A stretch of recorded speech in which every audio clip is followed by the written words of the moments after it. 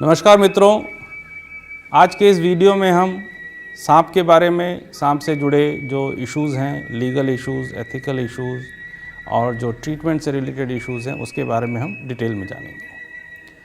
सांप हमारे धर्म ग्रंथों में भी मिलता है, हमारे देवताओं से भी जुड़ा हुआ है। शिव के गले में नाग दिखता है, विष्णु भगवान से भी नाग जुड़ा है। इसी तरह से कृष्ण भगवान के जीवन में भी कालिया मर्दन का एक उल्लेख है। इसी तरह से हमारे यहाँ नागपंचमी का भी एक प्रचलन है। हमारे फिल्मों में भी नागिन, नगीना जैसी कई फिल्में जो हैं इसी थीम पर बनी हैं। लेकिन इसके बावजूद भी सांप के बारे में काफ़ी अज्ञानता है, काफ़ी मिथ्स हैं। तो आज हम उन सब के बारे में डिटेल में जानेंगे और उससे जो रिलेटेड इश्यूज़ हैं उसके बारे में भी डिटेल में जानेंगे। सबसे पहले हम देखते हैं कि स्नेक बाइट्स की संख्या कितनी है और क्या किया जा सकता है। देखिए, इंडिया में अगर वाइल्ड लाइफ के कारण जो ह्यूमन डेथ है, अगर हम 2020 और 2021-22 की बात करें तो करीब 533 डेथ्स जो है वाइल्ड लाइफ, जिसमें टाइगर, लायन, एलिफेंट वगैरह जो आते हैं, उनके कारण ह्यूमन की डेथ 533 हुई। और आपको जान के ताज्जुब होगा कि स्नेक बाइट्स के कारण 63,000 डेथ्स ऑन एवरेज होती हैं और ये पूरे वर्ल्ड में सबसे ज़्यादा है इंडिया में। ये बहुत दुख की बात है। लेकिन इससे ज़्यादा दुख की बात है ये है कि ये सभी जो डेथ्स हैं बचाए जा सकते हैं। अगर 100% नहीं तो 99.9% स्नेक बाइट डेथ्स बचाए जा सकते हैं, जो कि हम आने वाले सेगमेंट्स में देखेंगे। अब एक प्रश्न आ सकता है आपके दिमाग में कि जब on average 63,000 deaths snake bite से हो रहे हैं तो क्यों ना हम एक मुहिम चला करके स्नेक्स को पूरी तरह से ख़त्म ही कर दें, जब इतना डेंजरस ह्यूमन लाइफ के ऊपर है। तो उसके कई कारण हैं क्यों हमें ऐसा नहीं करना चाहिए। उसके कई कारण हैं। पहली चीज़, हमारी फंडामेंटल ड्यूटी।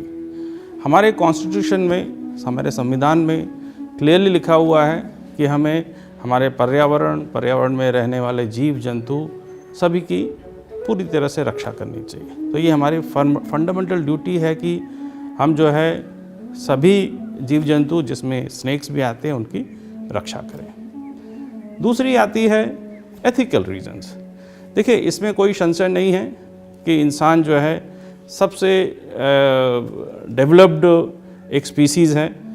लेकिन ये भी एक फैक्ट है कि ये धरती सिर्फ इंसानों के लिए नहीं बनी है। ये धरती सभी जीव जंतुओं के लिए बनी है। तो इसलिए हमारी ये एक जिम्मेदारी है, हमारी एक एथिकल रिस्पॉन्सिबिलिटी है कि हम भी अब बचे रहें, लेकिन साथ ही साथ हमारे पर्यावरण और पर्यावरण में रहने वाले जितने भी जीव जंतु हैं उनका भी बचाव हो, जिसको हमारी जो हिंदू फिलॉसफी है, खुद जियो दूसरे को भी जीने दो, ये फिलॉसफी हमें ज़रूर अपनानी चाहिए। और जो नेक्स्ट कारण है, एक लीगल कारण है जिसके बारे में मैं डिटेल में आगे चर्चा करूँगा। लीगल कारण से पहले अगर हम बात करें तो प्योर शेलफिश रीजन से, स्वार्थी रीजन से भी देखें तो भी हमें हर एक स्नेक को बचाना चाहिए। देखिए, एक आकलन है कि आज की तारीख में करीब 20% अनाज जो है रैट्स और जो बाकी रोडेंट्स होते हैं उनके कारण बर्बाद हो जाता है। वो कुछ खा जाते हैं, कुछ बर्बाद करते हैं, लेकिन 20% अनाज बर्बाद कर देते हैं। अब यही संख्या अगर डबल हो जाए तो 40 हो जाए, 40% हो जाएगा। तो कुल मिला के अगर हम देखेंगे रैट्स या बाकी जो रोडेंट्स हैं उनकी संख्या अगर 5 या 6 गुना हो जाए तो इंसानों के लिए शायद अनाज ही नहीं रहेगा, इंसानों का अस्तित्व खत्म हो जाएगा। अब आती है बात कि अगर स्नेक्स हम हटा के देंगे तो क्या होगा। उसके लिए स्नेक से पहले हम रैट की या रोडेंट्स की जो बायोलॉजी है उसको समझें। जो एक रोडेंट होता है उसकी एवरेज लाइफ होती है 1 ईयर, और जो मेटिंग पीरियड जो है, सेक्सुअल मैच्योरिटी 4 से 5 वीक्स में आ जाती है, और मीटिंग के बाद करीब 21 से 23 दिन में बच्चे पैदा होते हैं। इस तरह से अगर आप कैलकुलेट करेंगे, और जो जब बच्चे पैदा होते हैं तो 10 से 12 बच्चे एक बार में पैदा होते हैं। इस तरह अगर आप कैलकुलेशन करेंगे तो अगर एक मकान में एक सफिशेंट अमाउंट ऑफ फूड है तो 2 रैट एक साल में उनकी संख्या 1250 तक हो सकती है। इनकी संख्या एक साल में, अगर उनकी संख्या को कंट्रोल करने का कोई दूसरा मैकेनिज़्म नहीं है तो 625 गुना तक बढ़ सकती है। तो एक तरफ आपने देखा कि अगर 5 या 6 गुना बढ़ जाए तो इंसानों के लिए शायद अनाज नहीं बचेगा। तो सोचिए ऐसी परिस्थिति अगर आए जिसमें स्नेक रहे ही नहीं, तो उसके बाद उनकी संख्या कितनी बढ़ सकती है और हमारे लिए क्या परिस्थिति हो सकती है। चलिए, ये बात तो हुई कि जब हम सभी स्नेक्स को इस इकोसिस्टम से हटा दें तो क्या होगा, लेकिन सभी को नहीं। मान लीजिए हम सिर्फ एक स्नेक की बात करें तो एक स्नेक का क्या कंट्रीब्यूशन होता है उस पर ज़रा हम देखते हैं। देखिए, रैट्स जो हैं, एक रैट सामान्यतः 20 से 25 ग्राम अनाज खाता है और बर्बाद कर सकता है। उसकी लाइफ स्पैन नॉर्मली 1 साल होती है, तो अपने पूरे जीवन काल में करीब 7.3 kg अनाज वो खा सकता है या बर्बाद कर सकता है, मान सकते हैं। एक रैट स्नेक जो है हर रोज़ एक रैट खाता है, तो साल में 365 दिन में 365 रैट्स वो खा लेगा। उसकी उम्र जो है सामान्यतः 10 से 15 वर्ष होती है। उसका जीवन काल जो है 10 से 15 वर्ष होता है। तो अपने पूरे जीवन काल में इस तरह से आप कैलकुलेट करेंगे तो 26,000 kg अनाज वो बचा सकता है। 26,000 मतलब कि 260 बोरियां अनाज की एक रैट स्नेक अपने जीवन काल में बचाता है। तो इसलिए हर एक स्नेक इम्पॉर्टेंट है, और हमें, क्योंकि वो एक जो इकोसिस्टम सर्विसेज दे रहे हैं वो अपने आप में अद्वितीय है, और अगर स्नेक्स इन जनरल को हम इकोसिस्टम से हटा दें तो इस धरती पर इंसान का अस्तित्व खत्म हो सकता है। अब आती है बात कि अगर स्नेक हमारे घर में चला आता है तो हमें क्या करना चाहिए। ऐसी परिस्थिति में आपको हमारा जो गुजरात फॉरेस्ट डिपार्टमेंट की हेल्पलाइन नंबर है 1926, या दूसरी हेल्पलाइन है 83-2000, वहाँ पर आप बात करके, वहाँ पर मैसेज करके आप जो है हमारे जो तालुका में जो तालुका वाइल्ड लाइफ वार्डन होते हैं, रेंज फॉरेस्ट ऑफिसर्स होते हैं, उनका नंबर आप ले सकते हैं। आप उनको कांटेक्ट करिए, वो उसकी व्यवस्था करेंगे कि कैसे हम इसको हटा सकते हैं। और कभी भी आप जो स्नेक रेस्क्यूअर्स होते हैं वो अपना नंबर भी सोशल मीडिया में या प्रिंट मीडिया से भी देते हैं, उनको आप कांटेक्ट नहीं करना चाहिए डायरेक्टली।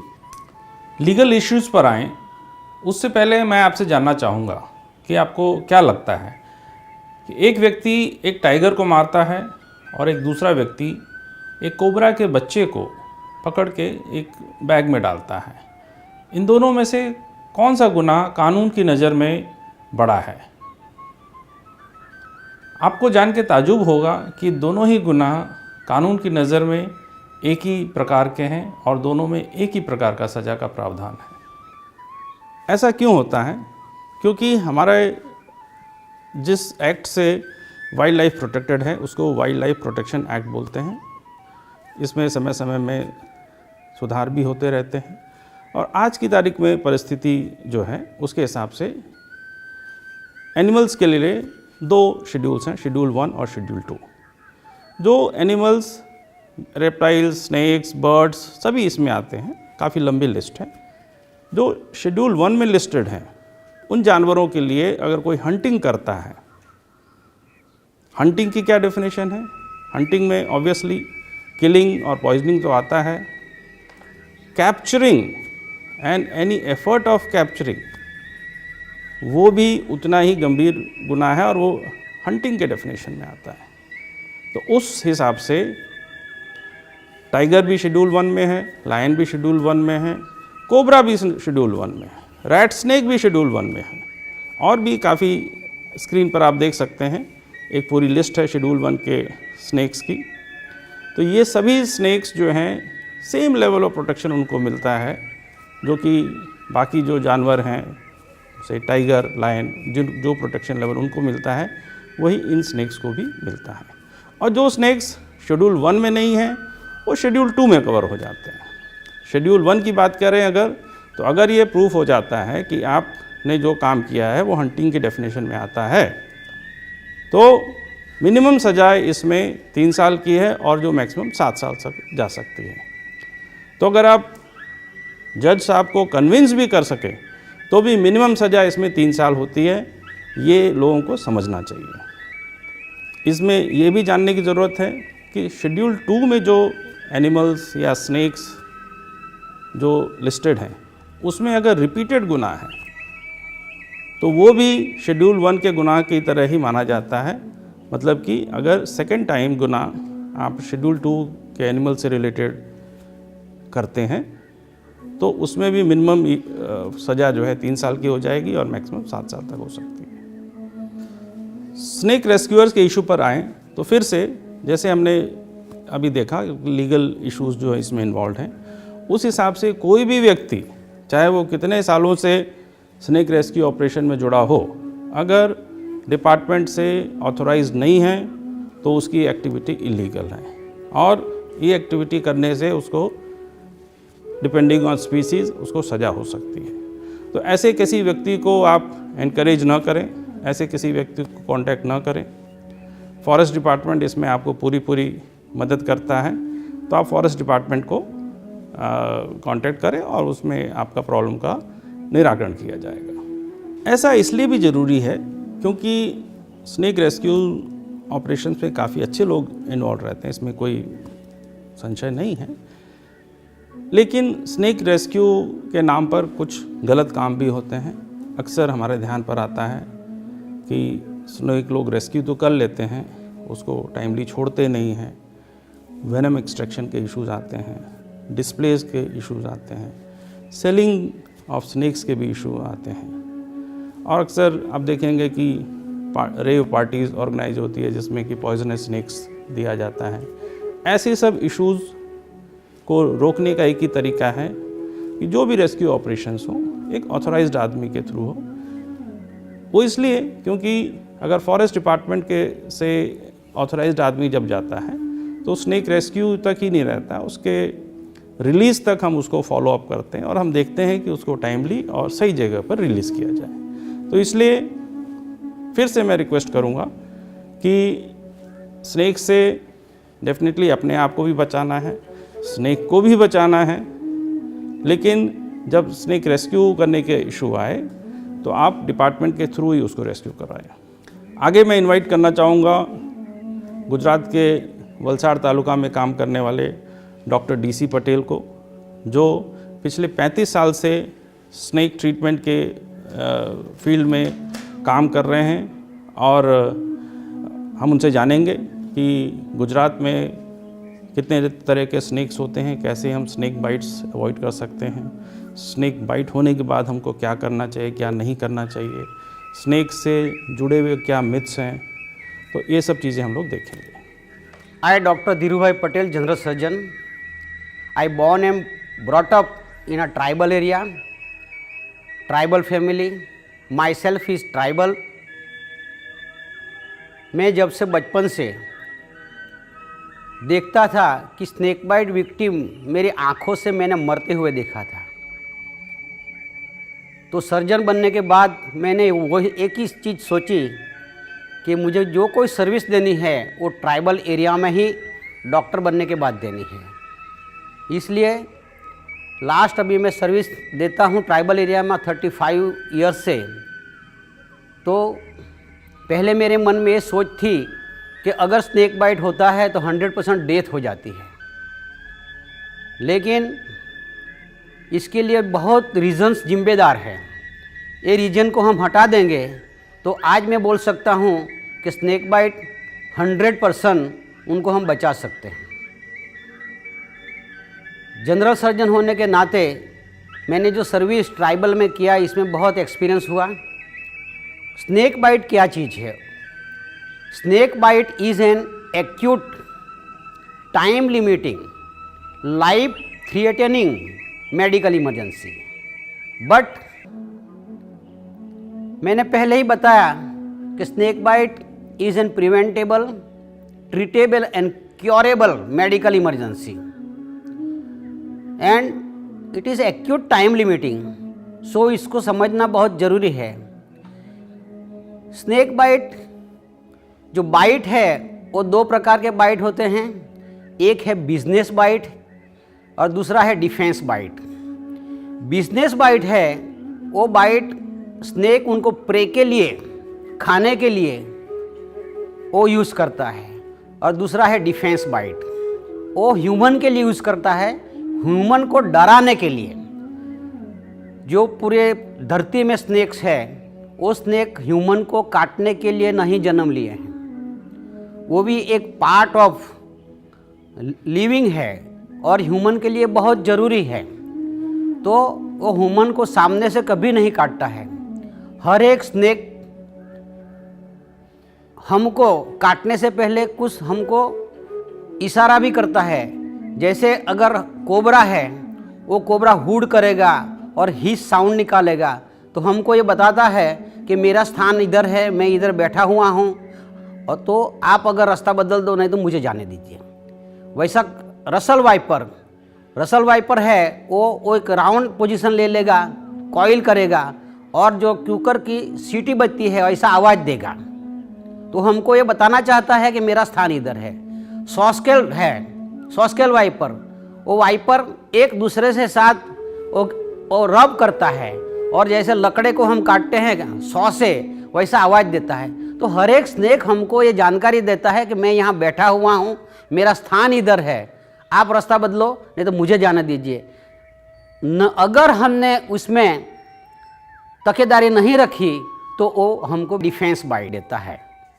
हमारे गुजरात में जैसे कि मेडिकल इम्पोर्टेंट स्नेक, एक नाजा स्पेक्टेकल कोबरा जिसको हम नाग बोलते हैं, दूसरा है ब्रंगारोस रेलियस कॉमन क्रेट काड़ोत्रो, ये बहुत ही जहरीला सांप है।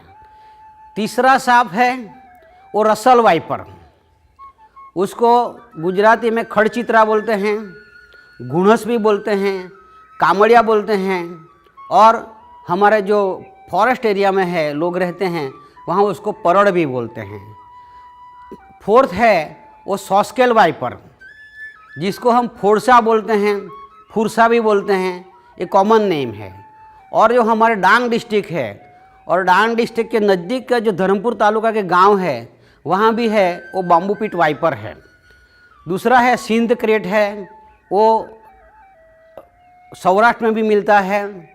ऐसे इतने विनोमस मेडिकल इम्पोर्टेंस सांप हमारे गुजरात में पाए जाते हैं। स्नेक एक वैसी वाइल्ड लाइफ है कि ह्यूमन उनको देखते ही मार डालते हैं। अगर ऐसे पूजा भी करते हैं लेकिन देखते ही मार डालते हैं। मैं अगर बोल सकता हूँ तो ज़्यादातर जो वाइल्ड लाइफ को ह्यूमन मारते हैं इसमें स्नेक को सबसे ज़्यादा मारते हैं। इसलिए स्नेक के बारे में बहुत मिथ्स और फैक्ट भी है, जो मान्यता बोलते हैं हम, कि बहुत सारी मान्यताएं हैं। क्या क्या मान्यता अच्छी है नहीं है वो हम जानने के लिए कोशिश करेंगे। तो स्नेक के बारे में हम एक मिथ्स ये है कि भाई स्नेक दूध पीता है। स्नेक कार्निवोरस है, वो प्रे करेगा, उनको खाएगा, ये कभी दूध नहीं पीता। वैसे भी वो मिल्क डाइजेस्ट नहीं कर पाता है। और स्नेक के बारे में ये बताता है जैसे जो मदारी लोग हैं ये अपने टोकरी में से स्नेक निकालेगा और वो बांसुरी बजाते हैं तो सामने से डोलेगा ऐसा, और वैसा वो उसका जो हुड करके वो बताता है कि वो आवाज़ सुनता है। स्नेक का एक्सटर्नल ईयर नहीं है, वो सुन नहीं सकता है स्नेक, लेकिन वो बहुत अच्छी नज़र से देख सकता है। जैसे कि हम इधर अगर कोबरा है तो उनको एक रेड कैप और ब्लैक कैप रख के सामने ऐसे घुमाएंगे, तभी वो स्नेक हुड करके वो पूरा 360 डिग्री घूम सकता है। तो वैसा वो सुन नहीं सकता है, वो बांसुरी को सुनता नहीं। ये मिथ्स भी बहुत ही गलत है और फैक्ट ये है उनका एक्सटर्नल ईयर नहीं है। स्नेक के बारे में एक मिथ्स ये है कि अगर हम स्नेक को, कोबरा का एग्जांपल लेते हैं, कोबरा को मार डालेंगे तो दूसरे कोबरा वो रिवेंज लेने के लिए आएगा। ये बिल्कुल गलत है। स्नेक की याद शक्ति, मेमोरी बिल्कुल नहीं है। स्नेक, अगर बच्चा जन्म हुआ तो उनकी माँ, ये मेरा बच्चा है, वो भी उनको ख्याल नहीं है, उसको खा भी सकती है। ये मेरा भाई है, बहन है, उनको कोई पता नहीं है, तो वो रिवेंज लेने की बात ही नहीं आती है। लेकिन हाँ, एक चीज़ हो सकती है, वो मैटिंग टाइम में फीमेल स्नेक एक फ्रेगरेंस वो छोड़ के जाती है, तो उसके पीछे मेल कोबरा मैटिंग के लिए आ सकता है। अदरवाइज हमने मार डाला तो हमारे पीछे आएगा, ये बिल्कुल गलत है। दूसरी बात यह है कि अगर हम वो धामण रेड स्नेक की पूँछ हमारे पास लग गई, पाँव में लग गई, हाथ में लग गई, तो ये जो है इसमें गैंग्रीन होके ये पूरा जो ऑर्गन है वो काला हो सकता है। ये भी बिल्कुल गलत है, ऐसा कुछ इसमें है ही नहीं। दूसरा है कि जो भाई सैंड बोआ के बारे में ये एक मिथ्स है कि सैंड बोआ अगर घर में रहेगा तो बहुत पैसा ऊपर से पड़ेगा, बहुत पैसा, उसकी तस्करी भी बहुत होती है। ये भी हम न्यूज़ में सुनते हैं कि भाई सैंड बोआ बेचने के लिए जा रहे हैं, ऐसा। तो ये मिथ्स भी ऐसी है, गलत है कि पैसा ऊपर से आता है। लेकिन हाँ, वो भी हमारे पूर्वजों ने अच्छी मिथ्स बनाई है, क्योंकि उनको बचाने के लिए। मेरी माँ हमारी जो लैंग्वेज है इसमें बोलती थी कि बापा तू तहाँ रखे जाए, तहाँ एक मलुंडियो है या मारूना ना। इट मीन्स कि मेरी माँ मुझे बताती थी कि वहाँ एक सैंड बोआ है, उनको मारना नहीं, ये हमारे लिए अच्छा है। क्योंकि सैंड बोआ मेनली रेड खाते हैं और रेड खाने से हमारा अनाज वो सेव करते हैं। तो ये मिथ्स ऐसा कि पैसा गिरता नहीं है, लेकिन इनडायरेक्टली हमको वो बचाता है, इसलिए हमारे लिए इम्पोर्टेंट है। और भी स्नेक के लिए बहुत मिथ्स मान्यताएं हैं, लेकिन हमारे जो एरिया में इतनी मान्यता ही प्रचलित है। बाकी अलग अलग एरिया में, अपनी इंडिया के अलग अलग कोने में इसके लिए जो अलग अलग लैंग्वेज में ये मान्यता चलती आई है।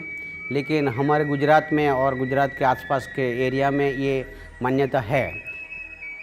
स्नेक बाइट हुआ तो हमको क्या करना नहीं चाहिए, क्या नहीं करना चाहिए, ये समझना बहुत ज़रूरी है। क्योंकि मैं इसमें एग्जाम्पल के साथ भी बोल सकता हूँ।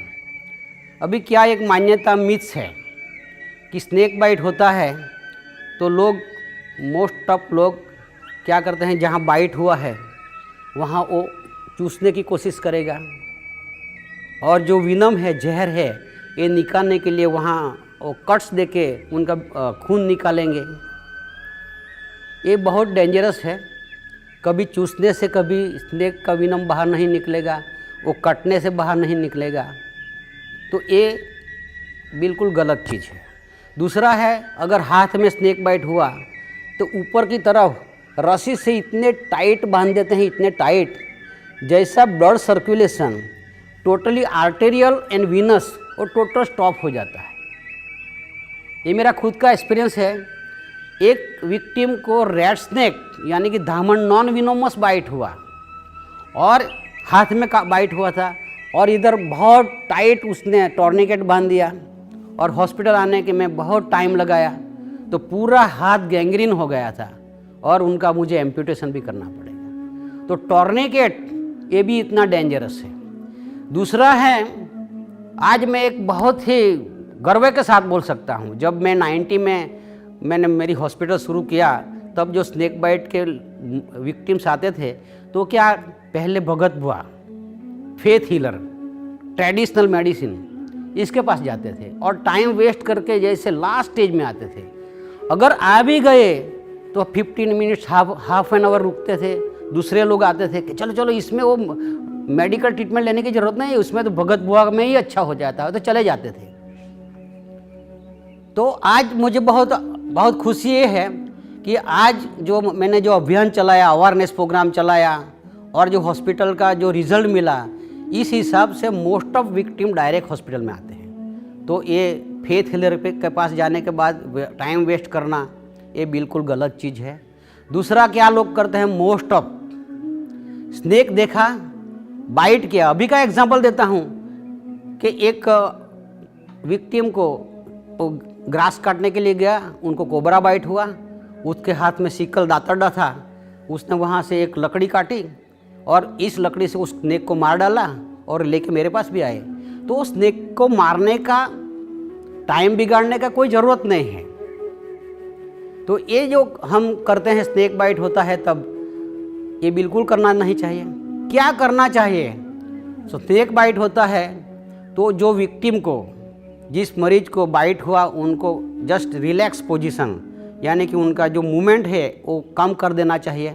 इसलिए लेफ़्ट लेटरल पोजीशन यानी कि रिकवरी पोजीशन उनको देना चाहिए और टीम वर्क के साथ काम करना चाहिए। ऐसा नहीं कि रिकवरी पोजीशन दिया और हम टाइम वेस्ट करते रहे, ऐसा नहीं है। एक आदमी क्या करेगा कि भाई ये पोजीशन देगा तो उनका जो वॉमिट होगी वो बाहर निकल आएगी, वो अंदर लंग में नहीं जाएगा। दूसरा जो है तो जो कुछ है ऊपर इयरिंग्स है, जैसे जो रिंग है, कुछ पहना हुआ है, वो निकाल देना चाहिए, क्योंकि जहाँ भी स्नेक बाइट होता है वहाँ बहुत स्वेलिंग होता है, पेन होता है, तो वो निकाल देना चाहिए। दूसरा है कि जो कुछ व्हीकल मिले, हमारे पास जो कुछ व्हीकल है उनको लेके टाइम नहीं बिगाड़ना चाहिए, हॉस्पिटल में पहले पहुंचना चाहिए। जैसा अभी एग्जांपल देता हूं, एक हमारा कपराड़ा, धर्मपुर कपराड़ा तालुका है, वहाँ का एक दहीखेड़ विलेज है।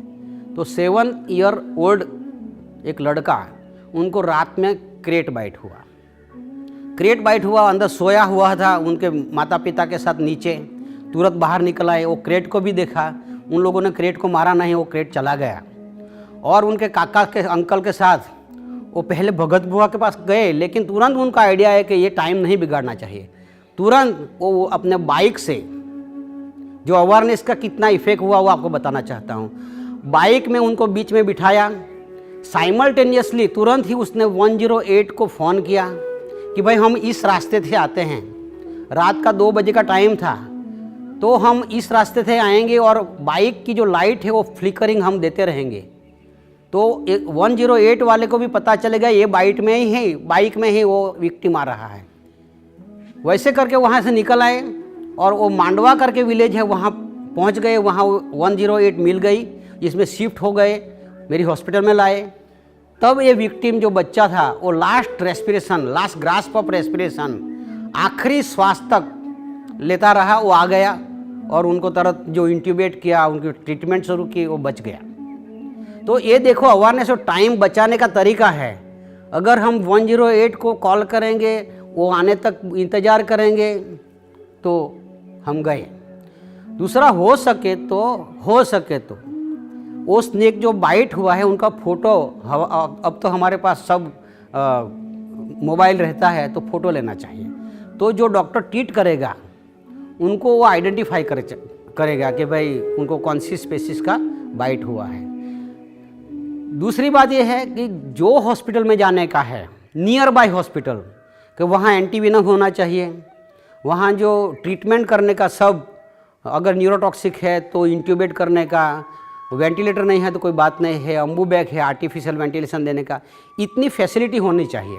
तो वहाँ आप कॉल कर दीजिए कि भाई हम ये बाइट हुआ है, अगर स्नेक आइडेंटिफाई हुआ ठीक है, नहीं हुआ तो वो एक स्नेक बाइट हुआ उसको हम लाते हैं। तो क्या करेंगे, डॉक्टर है, नर्स है, सब दूसरे स्टाफ है, वो अलर्ट मोड में आ जाएंगे, तो टाइम नहीं बिगड़ेगा। तो ये करना बहुत ज़रूरी हो स्नेक बाइट के लिए। तो मैं सोचता हूँ कि अभी government of India health and family welfare department, उनका जो है NCDC, national centre for disease control, इसने अभी और WHO के मिल के साथ national action plan for prevention and control of snake and envenoming, और जो टारगेट रखा है 2030 तक वो डेटेड हाफ करने का, तो ये ज़रूर हम ये करेंगे तो बहुत इसमें हम सफलता हो सकेगी। अब समय है इस पूरे वीडियो को कंक्लूड करने का। तो मित्रों, आपने देखा कि स्नेक हमारे इकोसिस्टम में कितना इम्पोर्टेंट है और स्नेक जो है कितनी बड़ी सेवा हमारे लिए दे रहा है। स्नेक अगर हम हटा दें तो किस तरह से कुछ समय में इंसान का अस्तित्व समाप्त हो सकता है। आपने देखा कि स्नेक के कारण, स्नेक बाइट के कारण कितने डेथ्स हो रहे हैं। आपने ये भी जाना कि ये सभी डेथ्स जो हैं अवॉइडेबल हैं। अगर 100% नहीं तो 99.9% केसेस में अवॉइड किया जा सकता है।